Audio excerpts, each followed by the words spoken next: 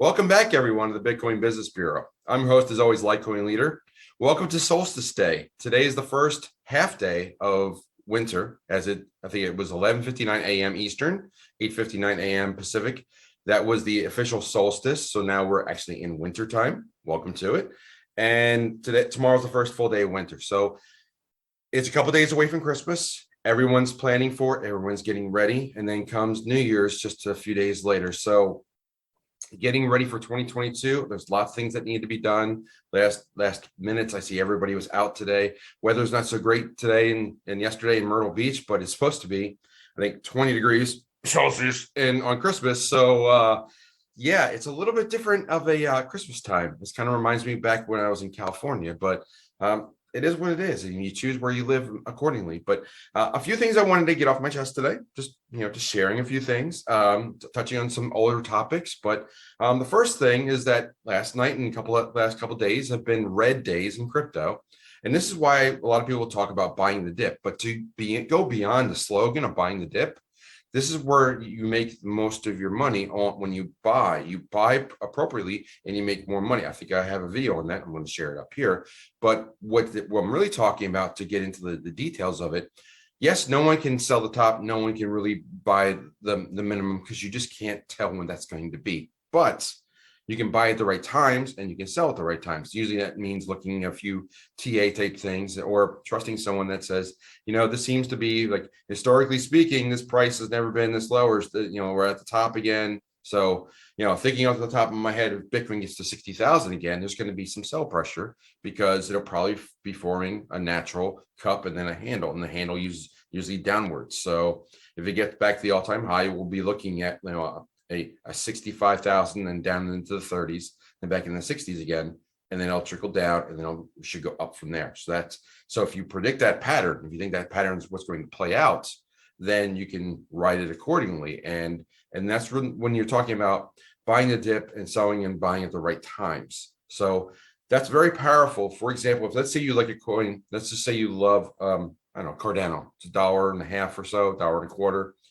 And if you say it's not going to go below $1 and it gets to $1.05, $1.06, buying it then instead of $1.50 means you're probably going to get 30 to 50% more gains than the person that was just holding it from $1.50. So to put it as another example, to make the math easy, let's say there's a coin that's at $1, and you're thinking that, man, this is a great, it drops to 50 cents. If you buy it at 50 cents rather than jumping in at $1, now you're going to have double your profits because you have twice as many coins.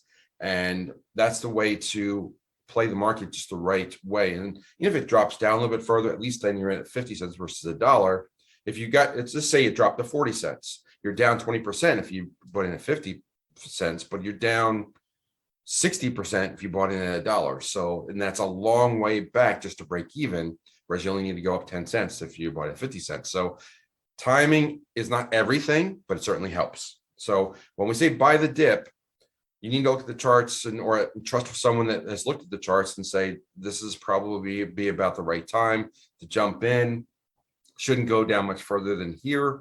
And then it's the upward, it's asymmetric markets again. The upside outweighs the downside at this point. So it works for Bitcoin, it works for a lot of the altcoins. And this is where it's you don't need to be perfect about it, but it certainly helps to time it as best you can. So if you find out something that's hot and it's been running hot for a while, wait until it cools off a little bit, then jump in, because inevitably it cools off. Just like when things cool off, inevitably, almost always, things will move back up in a bull market. They always do.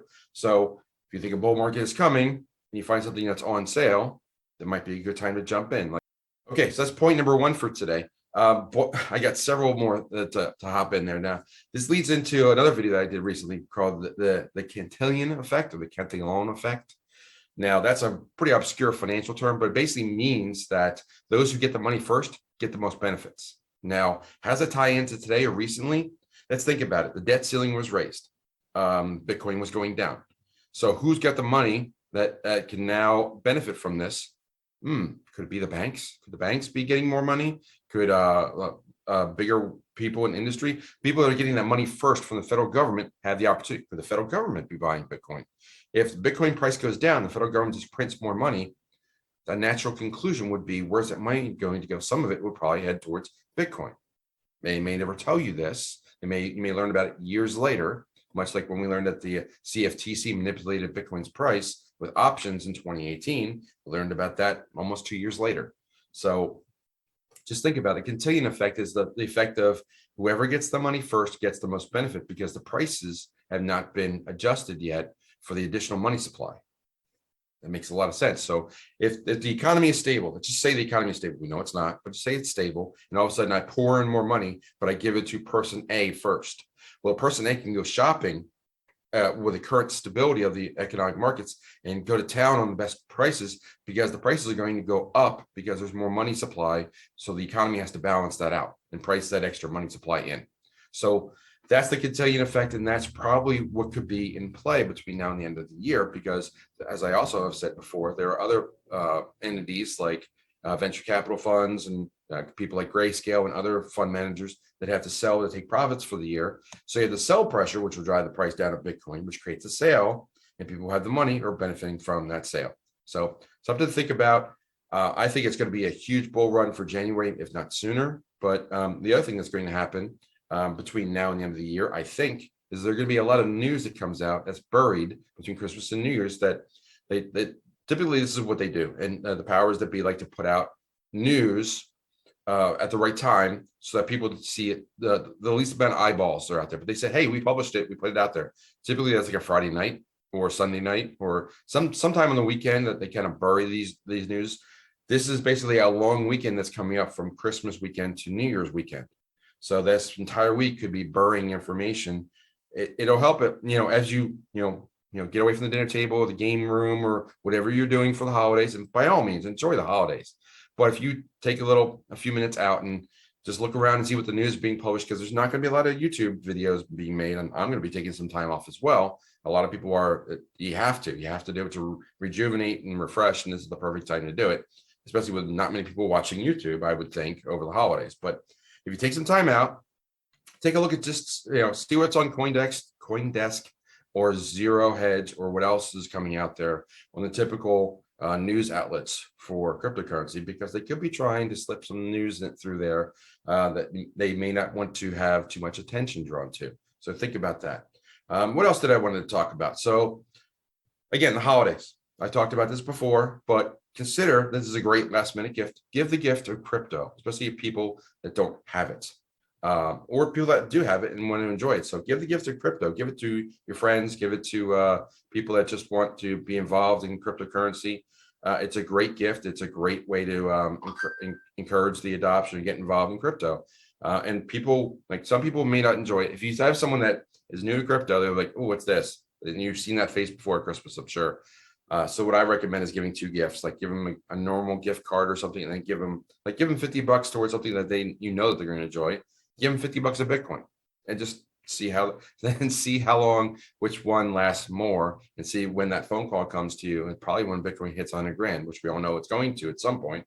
And all of a sudden, hey, that $50 you gave me in Bitcoin, it's worth $100 now. How did you do that? And then you start to teach them, and more adoption comes. So something to consider. Is a simple gift for us to give because we know how to do this. You can give them a paper wallet. You can give them seed words to an Exodus wallet, whichever you want to do, or just tell them to put Cash App and send them $50. Something as simple as that. So, and then a couple last things just to little clerical things I wanted to share. It's Tuesday. It's the 21st. We're getting close to the end of the year. Normally I do an AMA on Wednesdays. It's getting very close to the end of the year. I have things to do. I have a lot to get done before I take some holiday breaks, including getting some videos ready for over the break. So, and also getting my top 10 or so coins ready for Crypto Confidential, which will be released in February. So as I iron out all that stuff, I'll be working. I will be working between Christmas and New Year's. Trust me on that. But I won't be necessarily producing videos. So I'll be doing some retouches on some coins, and forgive me if something radical happens between Christmas and New Year's. But those videos will be coming out. But I just want to let everybody know that I'm probably going to take some time off of the AMAs until January. That I'll do another one probably free the first week of January on the Wednesday. And then we're going to play it by ear. I'll be in Texas the second week of January. So it's going to be a busy time immediately right this onset. So, and then the last thing is, I mentioned what I'm working on is, again, Crypto Confidential, the next coin videos. I'm going to try and put out a video at least once a day throughout the break, but I got to pre-record some of these because I am taking some time off. It's just a natural thing you got to do. So keep that in mind. If there's anyone with a burning question, they can always reach me on Patreon and leave a message there, and I will get back to you as soon as I can with that information. And that's a great way to share information with me as well. So I'm pretty easy to get a hold of. There's a court, like I think I had a few people message me the other day. I respond typically within 24 hours or less. Might be a little slower this break.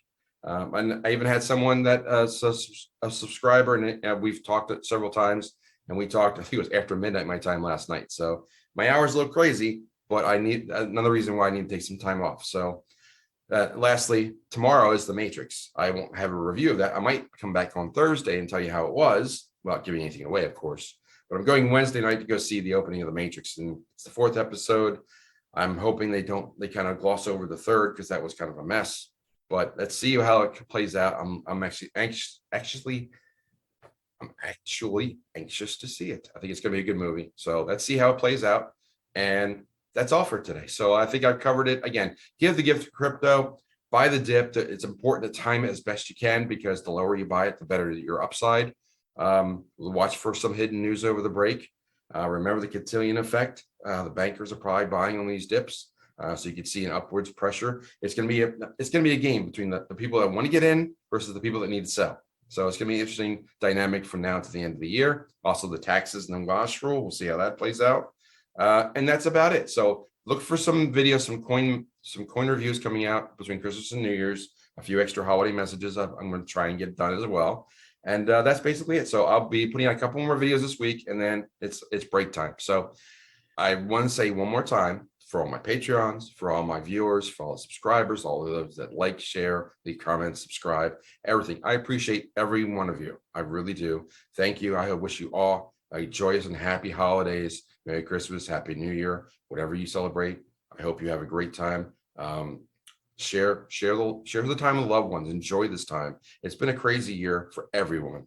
So, tell someone that you love them, give them a hug, to do something that makes something memorable, and have a good time this break. So with all that said, I close the drawer on the bureau and I'll say follow the leader, and I'll see you next time. Take care.